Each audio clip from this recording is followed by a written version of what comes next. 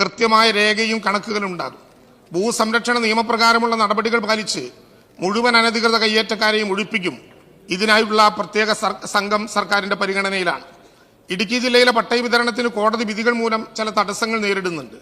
ഈ സർക്കാർ അധികാരത്തിൽ വന്ന ആദ്യത്തെ 3 വർഷം ഇടുക്കി ജില്ലയിൽ പട്ടയങ്ങൾ വ്യാപകമായി വിതരണം ചെയ്തിരുന്നു. സാർ, എന്നാൽ ഇടുക്കി ജില്ലയിലെ പട്ടയ വിതരണം ഇനിയൊരു ഉത്തരവുണ്ടാകുന്നത് വരെ നിർത്തിവെക്കണമെന്ന് ബഹുമാനപ്പെട്ട കോടതി ഇപ്പോൾ നിർദ്ദേശിച്ചു. 1964 ചട്ടങ്ങളിലെ ചട്ടം 5(7) തർക്കമാണ് കോടതി ഉന്നയിച്ചിട്ടുള്ളത്. 1/8/1971 മുമ്പുള്ള കൈവശക്കാർക്ക് പട്ടയം നൽകണമെന്നുള്ള ഭൂപതിവ് ചട്ടത്തിലെ വ്യവസ്ഥയുടെ അടിസ്ഥാനത്തിൽ നിയമസാധ്യത പരിശോധിക്കുന്നതിനാണ് ഇത്തരമൊരു ഉത്തരവ് പുറപ്പെടുവിച്ചിട്ടുള്ളത്. സാർ, 975 ഭേദഗതിയിലൂടെയാണ് 71 മുൻപുള്ള കൈവശക്കാർക്ക് പട്ടയത്തിന് അർഹതയുണ്ട് എന്ന വ്യവസ്ഥ ചട്ടത്തിൽ ഉൾപ്പെടുത്തിയത്. ഇടുക്കി ജില്ലയിലെ കുടിയേറ്റ കർഷക ജനതയെ സഹായിക്കുന്നതിന് വേണ്ടിയാണ് സാർ ഈ ഭേദഗതി കൊണ്ടുവന്നത്. ഇക്കാര്യങ്ങൾ വിശദീകരിച്ചുകൊണ്ട് സർക്കാർ കോടതിയിൽ എതിർ സത്യവാങ്മൂലം സമർപ്പിച്ചിട്ടുണ്ട്. സ്റ്റേ ഒഴിവാക്കുന്നതിനുള്ള നടപടികൾ അടിയന്തരമായി സ്വീകരിക്കണമെന്ന് അഡ്വക്കേറ്റ് ജനറലിനോട് ആവശ്യപ്പെട്ടിട്ടുമുണ്ട്. സാർ, ഇതുപോലെ തന്നെ ഉടുമ്പൻചോല, പീരുമേട്, ദേവികുളം എന്ന താലൂക്കുകളിൽ ഉൾപ്പെട്ടുവരുന്ന CHR മേഖലയിലെ പട്ടയ വിതരണവും കോടതി ഉത്തരവ് മൂലം തടസ്സപ്പെട്ടിരിക്കുകയാണ്. CHR മേഖലയിലെ വനവിസ്തൃതി സംബന്ധിച്ച തർക്കത്തെ തുടർന്നാണ് ഇത്തരമൊരു ഉത്തരവ് കോടതി പുറപ്പെടുവിച്ചത്. ഇതുമൂലം 1993 ഭൂപതിവ് ചട്ടപ്രകാരം കേന്ദ്ര സർക്കാർ അനുമതി ലഭിച്ച പട്ടയങ്ങൾ പോലും വിതരണം ചെയ്യാൻ കഴിയാത്ത സ്ഥിതിയുണ്ട്. CHR മേഖല പൂർണ്ണമായും റിസർവ് വനമല്ല എന്നാണ് സർക്കാരിന്റെ നിലപാട്. സാർ, 2.5 ലക്ഷത്തോളം ഏക്കർ വിസ്തൃതിയിലുള്ള CHR മേഖലയിലെ 15,720 ഏക്കർ മാത്രമാണ് റിസർവിൽ പെടുന്നത്. ബാക്കി ഭൂമി റവന്യൂ ഭൂമിയാണ്. സർക്കാർ നിലപാട് കോടതി അംഗീകരിച്ചു കഴിഞ്ഞാൽ ഇവിടെയും പട്ടയ വിതരണം പുനരാരംഭിക്കാൻ കഴിയും. സാർ, ഇടുക്കി ജില്ലയിലെ മലയോര ജനതയ്ക്ക് വേണ്ടിയാണ് 1960 ഭൂപതിവ് നിയമത്തിൽ ഭേദഗതി വരുത്തിയത്. ഇടുക്കി ജില്ലയിലെ ഭൂരിഭാഗം കൈവശങ്ങളും പട്ടയം കിട്ടിയ ഭൂമിയാണ്. കൃഷിക്കും വീട് നിർമ്മാണത്തിനും വേണ്ടി നൽകിയ ഭൂമി മറ്റാവശ്യങ്ങൾക്ക് വേണ്ടി വിനിയോഗിക്കാൻ കൈവശക്കാരൻ അനുവാദിക്കാൻ വേണ്ടിയാണ് സാർ നിയമം ഭേദഗതി ചെയ്തത്. ഇതിന്റെ അടിസ്ഥാനത്തിൽ ചട്ടങ്ങൾ പുറപ്പെടുവിച്ചു കഴിയുന്നതോടെ മലയോര ജനതയുടെ ദീർഘകാലത്തെ സ്വപ്നങ്ങൾ സാക്ഷാത്കരിക്കും. 1960 ഭൂപതിവ് നിയമത്തിന് 20ഓളം ചട്ടങ്ങൾ നിലവിലുള്ളത്. നിയമപരമായി ഒട്ടേറെ സങ്കീർണതകളാണ് ചട്ടഭേദഗതിയുമായി മുന്നോട്ടു പോയപ്പോൾ കാണാൻ കഴിഞ്ഞത്.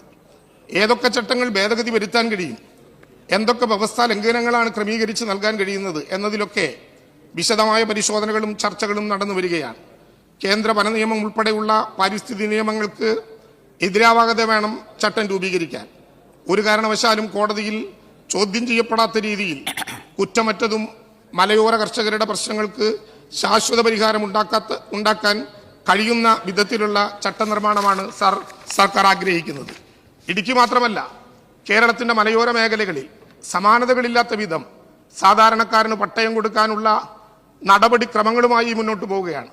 സാർ, 30 കൊല്ലത്തിലേറെയായി 93 ചട്ടത്തിന്റെ ഭാഗമായി പുതിയ JVRഉം പുതിയ അപേക്ഷയും എന്നുള്ളത് മലയോര കർഷകർ ഉയർത്തിപ്പിടിക്കുന്ന ഏറ്റവും വലിയ വേദനയാണ്.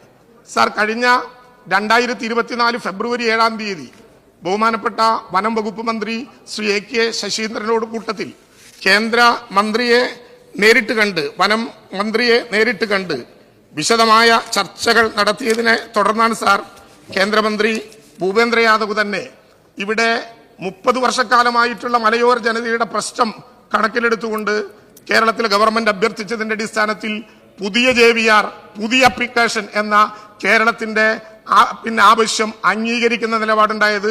സാർ, അതിന്റെ വിവരശേഖരണം പൂർത്തിയാക്കി ഈ വരുന്ന മാർച്ച് 26 വനം വകുപ്പ് കൂടി ചേർന്നുള്ള യോഗത്തിന് ശേഷം ഏപ്രിൽ മാസത്തിൽ ജോയിന്റ് വെരിഫിക്കേഷൻ, സംയുക്ത പരിശോധന ഉൾപ്പെടെ ആരംഭിച്ച് അവസാനത്തെ മലയോര മേഖലയിലെ കുടിയേറ്റം അർഹതപ്പെട്ട മനുഷ്യനും പട്ടയം കൊടുക്കാൻ കഴിയും എന്ന നിലപാടിനാണ് സർക്കാർ ഉള്ളത്.